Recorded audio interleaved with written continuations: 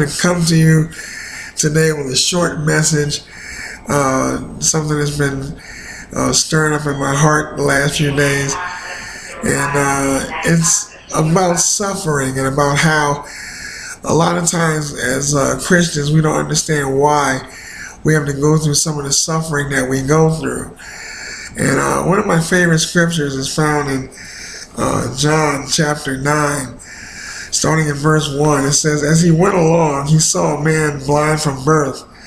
His disciples asked him, 'Rabbi, who sinned, this man or his parents, that he was born blind?' 'Neither this man nor his parents sinned,' said Jesus, 'but this happened so that the works of God might be displayed in him.'" And I think sometimes in a lot of our lives, we never see suffering or a setback or disappointment as a vehicle or a plan of God. And what I love about this story is basically what Jesus is saying is this man was born blind, but it was so that God could display his power, not only in this man's life, but as an example to others. So often when tragic things happen, we assume that the person that suffered the tragedy did something wrong. But I look at Stephen, the deacon that preached the powerful message that caused him to be stoned. He absolutely did nothing wrong, but he suffered horrible consequences.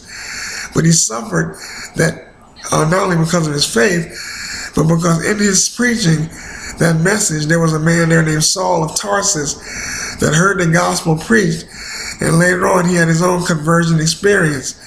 And because of Saul of Tarsus, millions have been not only converted, but have grown to be great disciples in Jesus Christ.